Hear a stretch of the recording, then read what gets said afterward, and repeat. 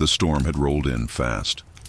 It started with a low rumble in the distance, the kind that makes dogs lift their heads and old men glance out the window with narrowed eyes.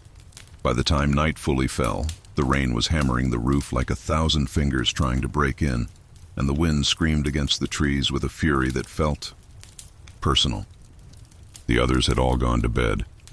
The cousins snored in the upstairs bunk room, Mom and Dad asleep in the guest suite. Even the old house had grown quiet, save for the occasional creak of timber or the whistle of wind squeezing through poorly sealed windows. Only you and Grandpa remained awake, sitting in the den by the fire. The old whiskey bottle between you was nearly empty, the 2 heavy glasses fogged with breath and warmth. The flames cast long shadows on the walls, flickering shapes that looked like they were trying to crawl out of the dark corners of the room. Grandpa hadn't said much all night. He was a quiet man by nature, the kind whose silences held weight. He'd always carried something haunted behind his eyes, but tonight it was different. There was a pressure in the air, like something was pressing down on both of you. Even the fire seemed to burn a little colder. He was staring out the window now, eyes unfocused, as if he were watching something beyond the glass. That's when he spoke. You ever hear a voice outside calling your name in the middle of the night? His voice is low, raspy, barely more than a whisper, but it cut through the room like a blade. You chuckled lightly, unsure if he was joking. Like someone calling my name from the woods? Well, worse. You ever hear your own voice calling to you? You feel your mouth go dry. The fire popped behind you too, and for a moment the light seemed to flicker.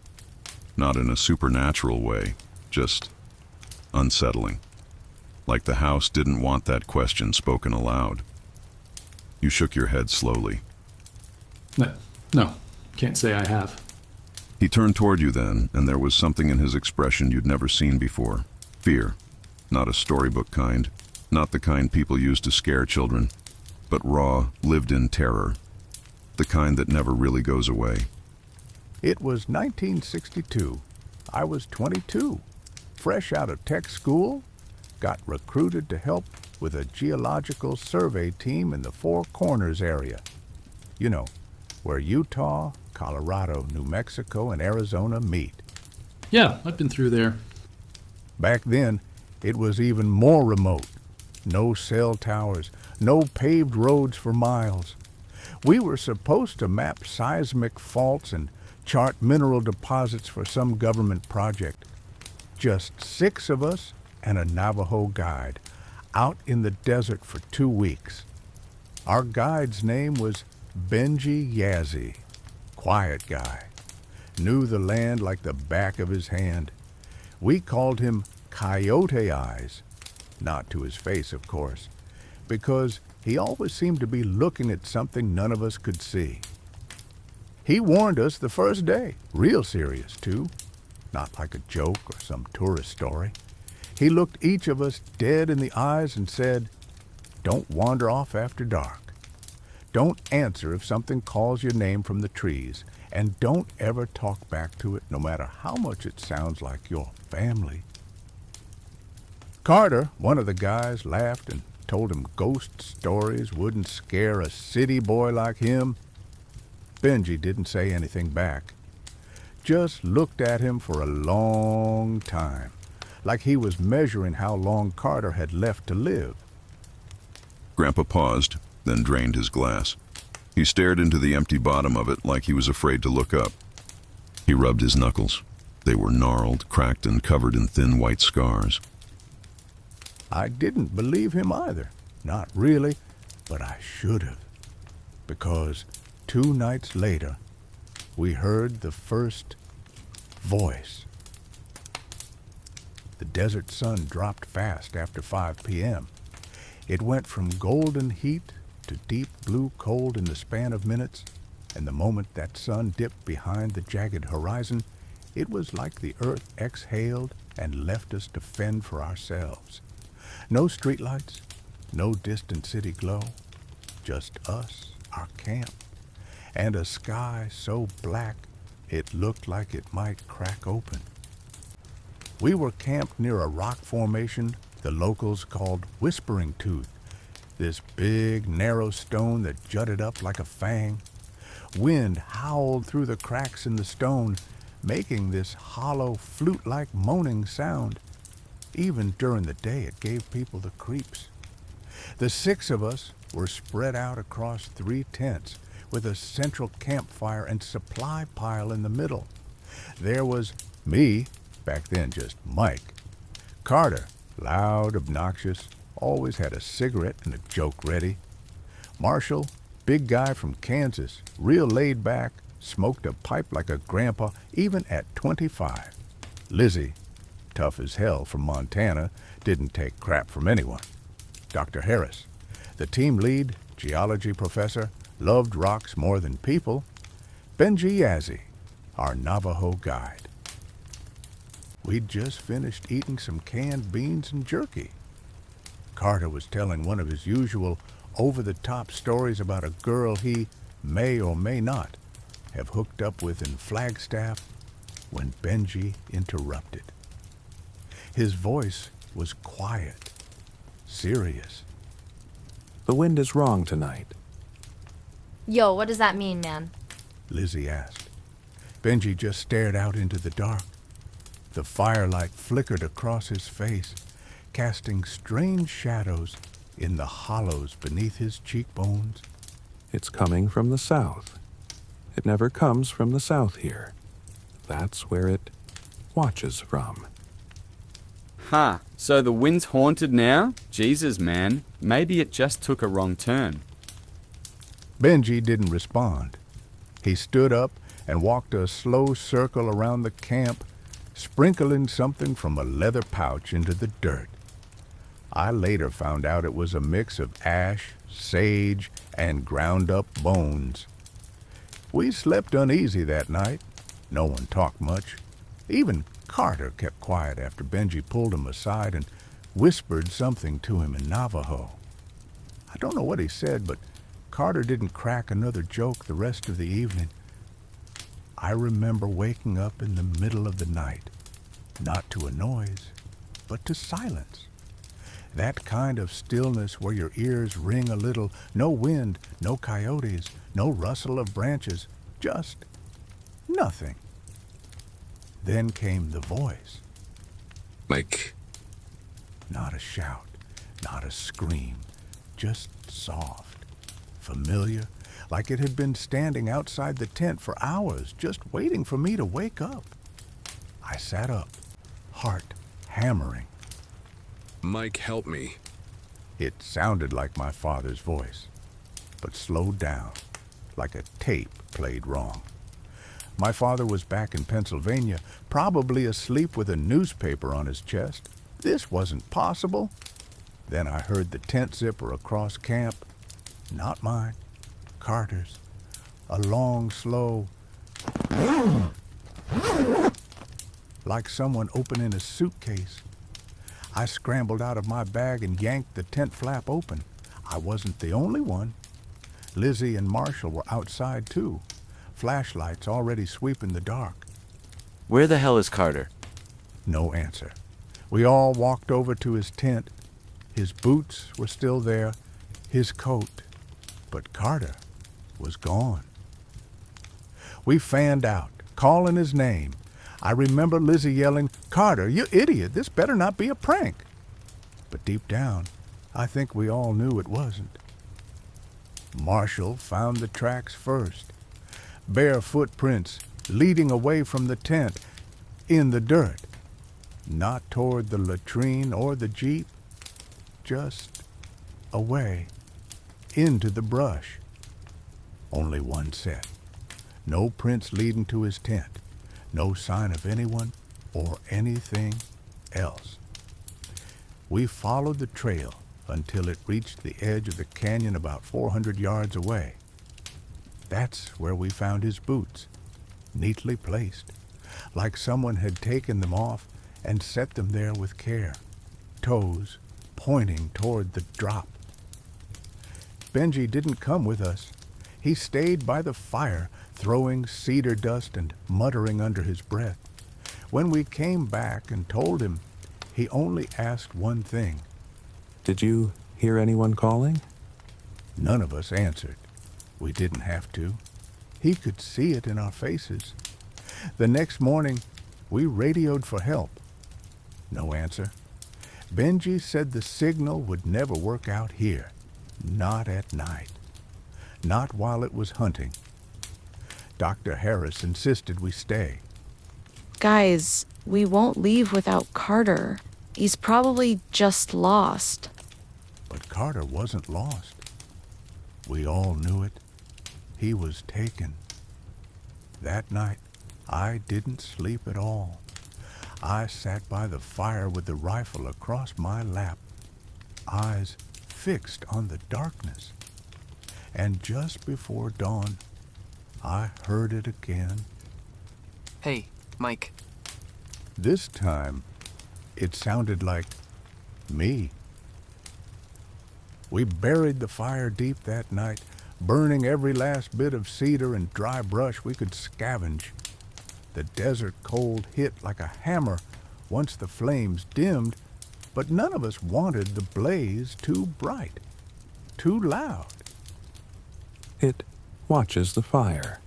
The light shows it where you are. The heat draws it.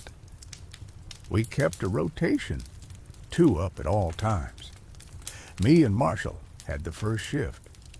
I remember wrapping myself in my parka, rifle clutched tight, watching shadows twist between the boulders beyond the camp like they were alive. Even the moon seemed afraid to look too closely. Benji sat cross-legged by the smoldering coals, eyes closed, whispering to something we couldn't see. He'd drawn lines in the dirt with red ochre and broken bone, whispering in a tongue older than the land. Dr. Harris stayed locked in her tent, pretending to read by lantern light. Her hands trembled whenever she turned a page. Lizzie was sharpening a knife methodically, over and over, like that tiny blade was going to save her. It wouldn't. Marshall tapped ash from his pipe and looked over at me. You think Carter's out there? I didn't answer. I didn't want to lie, and I didn't want to speak the truth out loud. It was sometime past 2 a.m. when the thing came. We didn't hear it walk up. Didn't hear a snap of brush or crunch of dirt. We just heard my voice. Hey, Marshall. Come help me, man. Marshall froze. I was sitting right next to him 6 feet away, staring at the fire, but the voice, it sounded like me, identical. Tone, cadence, everything. I dropped the radio. It's broken. You hearing that too? He whispered. I nodded once. Didn't move. Didn't breathe. Come on, man. I need a light. This time, it sounded closer, maybe 10 feet beyond the tent wall. I reached for the flashlight, heart thudding like a war drum in my chest. Then the voice changed. Don't make me come in there. Still my voice, but distorted, like it was being forced through wet lungs. We both stood. I raised the flashlight. Marshall leveled the rifle. I nodded once. Then the tent zipper started to open. Long and slow, like fingers weren't pulling it. Something else was. Something that didn't understand how zippers worked. The flap peeled open an inch, then 2. And in that narrow gap, we saw the face. My face. Almost. It was wearing it, the way a child might wear a mask that doesn't quite fit. The skin was too loose in some places and too tight in others. The eyes were too wide, glassy, not blinking, and the mouth, too many teeth, too long, like it had torn the corners wider just to make the smile look right. It blinked once, not vertically, but sideways, like a goat's eye. Then it spoke again. Why won't you help me, Marshall? He screamed and fired. The shot tore through the tent and into the night, sending canvas flapping and Lizzie bolting from her tent with her knife drawn. But there was nothing there. No blood, no body. Only a set of tracks in the dirt. Not footprints, claw marks. Like a man had crawled on all fours with the bones of a dog and the face of a friend. Benji didn't say a word. He stepped forward and poured a ring of ash around the fire. Then he looked at me, eyes sharp, haunted, and said, It must like you. We tried to leave the next morning, packed the Jeep, loaded the gear. Lizzie double-checked the maps. But every road, every turnoff, every canyon looked wrong, like the land had shifted overnight. We drove in circles for hours, came right back to the Whispering Tooth every time, no matter how far we went. It wouldn't let us leave. That night, Marshall was missing. 1 minute he was there, humming low, polishing his rifle, teeth chattering from cold. Next minute, gone. No sound, no struggle. Just his coat left behind, draped neatly over a rock, and his pipe, still warm. Dr. Harris lost it after that. Screamed at Benji, blamed him, said this was psychological warfare and a hallucination brought on by stress and altitude. Benji just stared into the fire and said, It's wearing him now. That's why you're still here. We never saw Marshall again. But that night, I heard him walking around my tent. He was humming. The rocks seemed to move when I wasn't looking. The shadows bent in ways they shouldn't. There were places where the light just refused to go. Even under the sun it felt cold. I walked in circles, even when I thought I was walking straight. The camp never felt like the same place twice. It was more than disorientation. It was possession. The land had decided we didn't belong here, and the Skinwalker was its mouthpiece. I stopped sleeping. It wasn't even fear at that point. It was futility. What's the point of sleeping if your dreams are filled with voices calling your name in perfect mimicry? If your dreams watch you back? Now Lizzie didn't scream. I think she knew, even before I did, that she was already gone. She'd been muttering all morning, tracing circles in the sand, her fingertips raw and red. She was chanting, not in English, not in Navajo, just gibberish, or maybe words passed through the wind. Her eyes never blinked. Her pupils had dilated so wide, her irises vanished, swallowed by black. I tried to speak to her, but her lips never stopped moving. I touched her shoulder. She snapped her head toward me so fast it cracked, and then she smiled.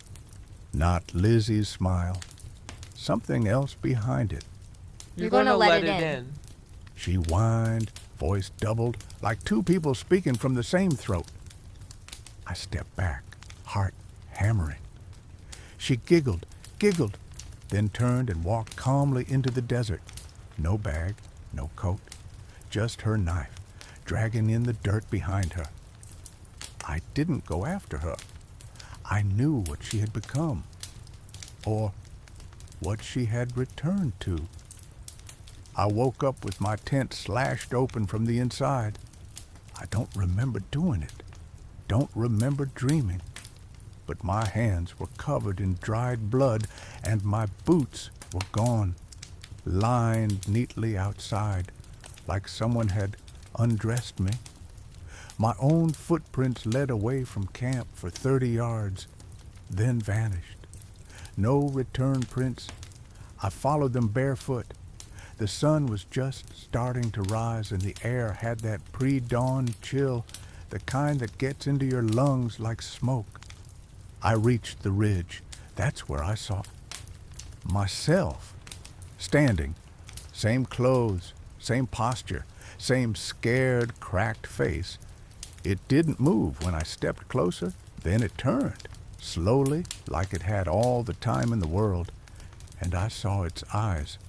They weren't human. They were deep, black sockets full of swirling memory.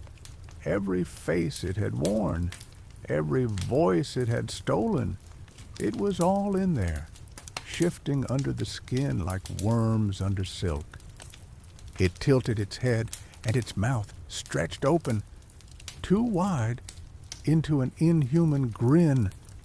Then it whispered, in my voice. Only one of us can leave. I ran. I ran until my lungs gave out, until my vision blurred, until the rocks were stained with my blood, and I could barely feel my legs. But everywhere I went, I found camp again. The jeep, the fire, the bones, it always brought me back. I understood then. The desert wasn't hunting me anymore. It had chosen me not as prey, as successor. And so I sat. I sat by the fire and waited. I let it come to me. And when it did, when it pressed its stolen face to mine and whispered in my ear, I didn't scream. I whispered back. It said to me, "Tell them what you saw. Make them believe." The living room was dead quiet. Grandpa's fire had gone out hours ago. The embers were low, red veins pulsing beneath black ash, giving just enough glow to outline the deep cracks in his face. He hadn't blinked in minutes. His eyes were locked on yours, like he was staring through you, into someplace far darker than this house.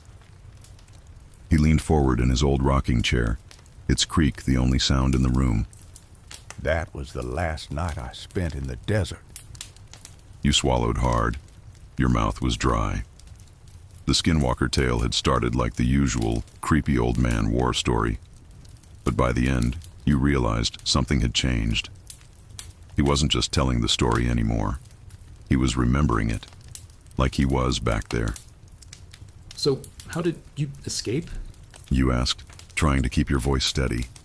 His lips twitched, a humorless smile. I didn't.